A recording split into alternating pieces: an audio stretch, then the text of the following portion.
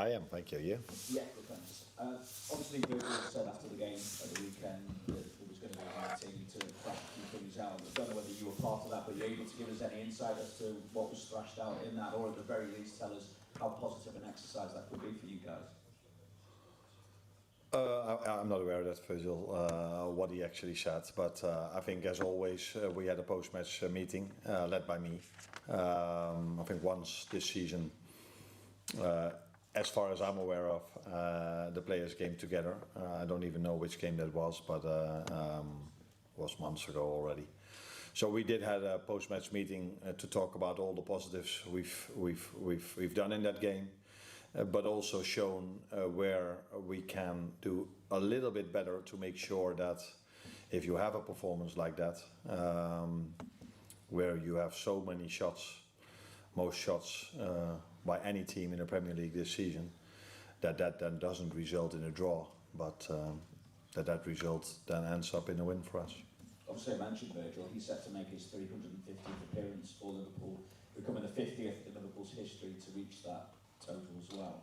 How do you sum up his contribution to the club, both before and during your time? Yeah, that's been unbelievable. Of course, won the league twice, won the Champions League, and some domestic cups as well. But apart from that, I think he only had one big injury in his career at Liverpool, and no, it's not even fair to take his age into account, maybe. But for him to be as fit as he is. For such a long period, because as you see and all of you see, I play him almost every game, and the level he brings is still very, very, very good for us. So, and that to be fit every single 3 days, in 2 days we have to go to after 2 days of rest we need to go to Bournemouth again. And it's not only him, all these players that are overloaded quite a bit because we have 3 big injuries. That's why we have to play many times the same players, and Virgil is one of them. And to stay at that level and constantly be fit, and for all the things he's won for this club, he should, then that is only positive. Yeah. Just to check a couple of things with you, is there any chance Konate could still join up with the squad, and also how ready is Mo Salah to come back into the starting lineup as well, given that he's back training with you after AFCON? Yeah. No, he didn't travel with us because of family matters, and I would leave it with that. And I will speak to him tomorrow. To speak to him, I will speak to him tomorrow again. But he not traveled with us, so and that's because of family matters. And I would leave it with that. And with Mo, I'm really happy and pleased that he's back, because in his absence, I think we've done quite okay in terms of hardly conceding any chance. We start to create more and more, and if you start to create more and more, it's really helpful to have a player like Mo Salah, because there's ever been a player, I think there was one who scored more for this club, but that can score goals, and that I can still play. I don't think I can play Ian Rush still. Then it's really helpful to have him back, because we would never know, but the amount of chances, the amount of ball possession against Burnley with Mo on the pitch would usually mean that we would have scored more.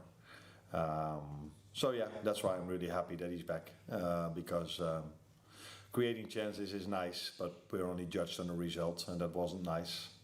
So hopefully we can combine two things, so create the same chances, able to score more, and keep not conceding chances on the other end. Bonjour coach, 2 questions en français s'il vous plaît.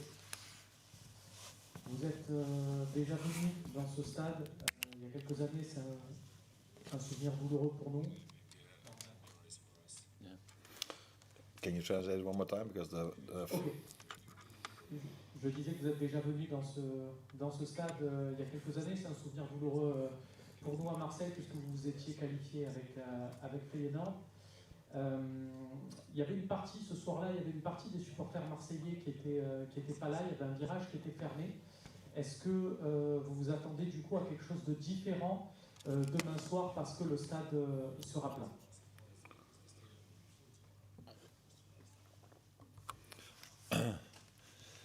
Yeah, indeed, I have great memories to this place. First of all, because indeed we went through to the final of the Conference League. Second of all, because it was an unbelievable atmosphere with not even a full stadium, as you mentioned. And this is such a historic stadium. And I was just on the pitch. The pitch looks incredible as well. So playing here is always nice when you have a nice memory, but this memory doesn't give me anything for tomorrow. The fans will be just as passionate, maybe even more as last time, because the stadium is full now, where last time one part of it couldn't be used. But we not only here for a great atmosphere, we are also have to face a very good Marseille team. We have a very good squad and a very good manager that has shown in England how good he is, and has shown in more places in the world how good he is, but especially also at Brighton. And he's having a great squad. He's adding, if rumours are right, a very good player with Quinten Timber. I had him at Feyenoord. So yeah, he already has Petchau, who I also had at Feyenoord. So a game to look forward to for me, and definitely also for us. Justement, j'avais également une question sur Timber, parce que vous l'avez recruté à l'époque, et il va normalement rejoindre Marseille demain. Voilà, qu'est-ce que vous pouvez nous en dire, notamment sur son positionnement, parce que après votre départ des Pays-Bas, il a été utilisé un cran plus haut. Donc voilà, qu'est-ce que vous en pensez, où vous le voyez le plus performant?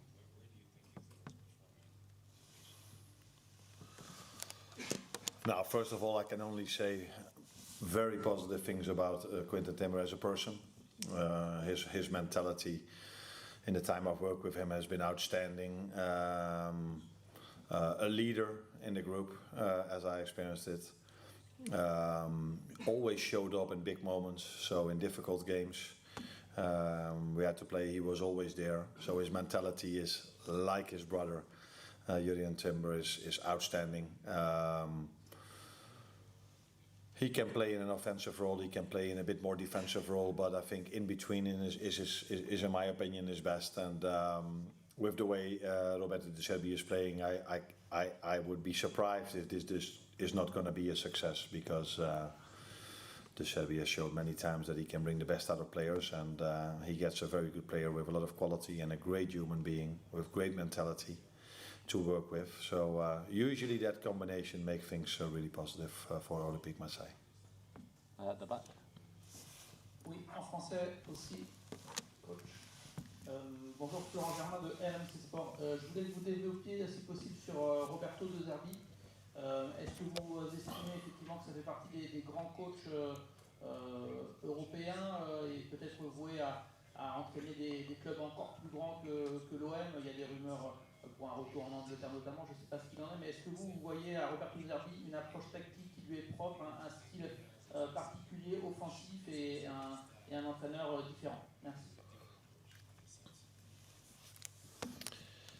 Yeah, I regard him as one of the best managers in the world, because in my opinion that should not always be judged on the amount of trophies you win. It should also be judged on the fact how you let your team play.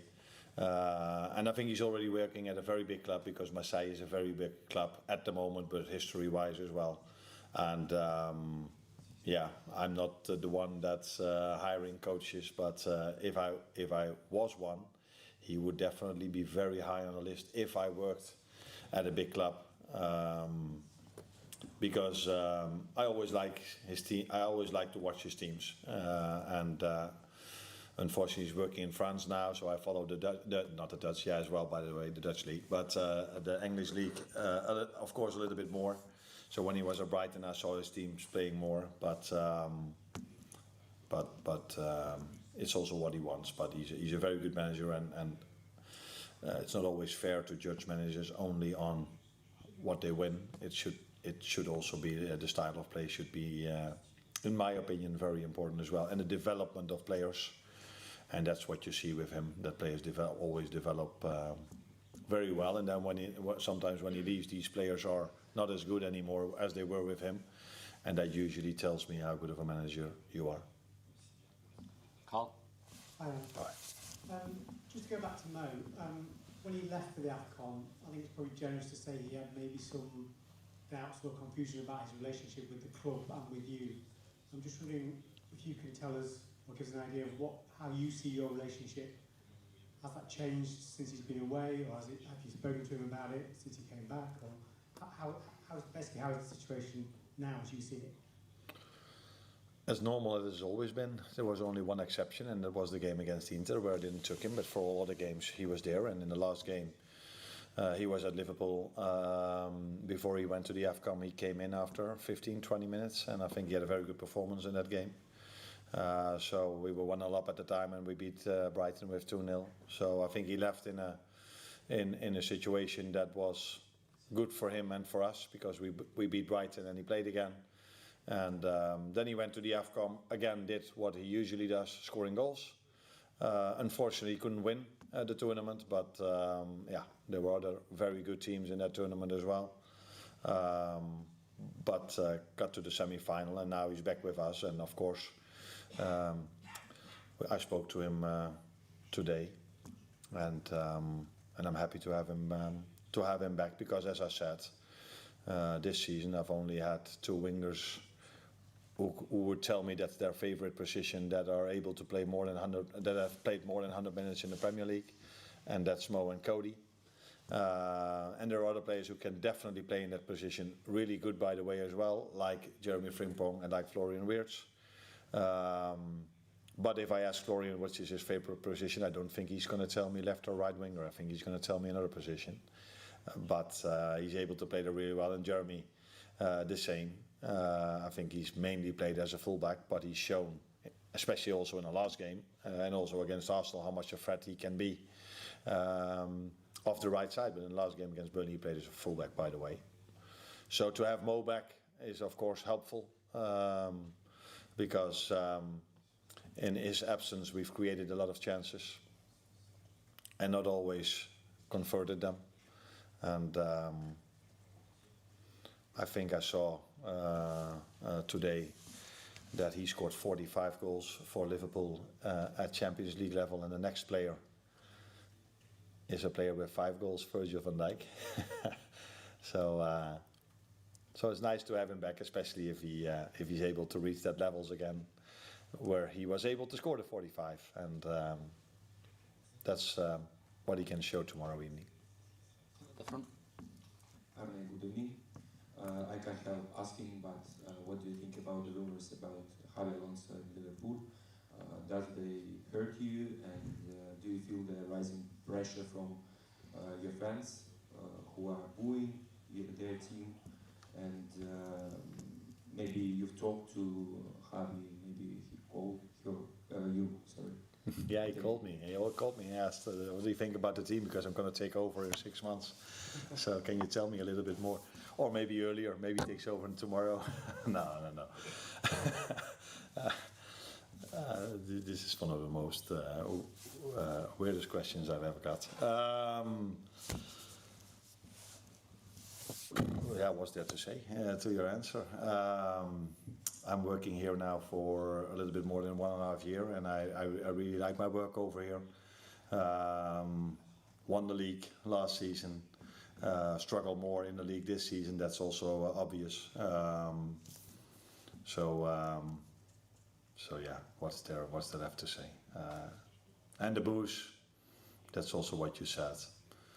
Now, maybe I heard a few, but it wasn't as if it was a lot. But I think it's also completely normal if you have a draw at home against Burnley, that no one is happy about that. But I think the moment the people went home, they probably, when emotions calmed down, they probably thought like, ooh, it's been a while. It's in the 1.5 years that I'm at Liverpool, we've never created so many chances against the low block as we did in that game. So maybe it was a little bit more positive than the results showed. But we're in the result business, I'm aware of that. Hi Anna, Artur Kovács, Attila, Hungary. Dominik Szoboszlai is also able to score in goals, and he scored goals in the recent Champions League games against Frankfurt, PSV and Inter also. So is he more effective in scoring goals? What do you think about it?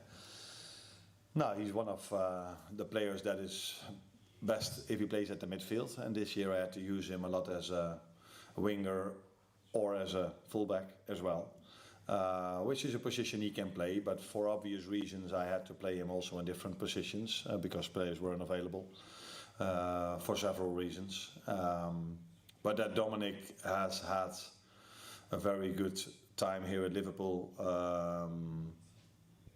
Already 2.5 years, but I can say most about the 1.5 year I'm working with him. He's been very important to us, to the team. He could have scored a goal more, by the way, if he would have scored his penalty this weekend. But yeah, I think it was his second miss from 22 or 23 penalties.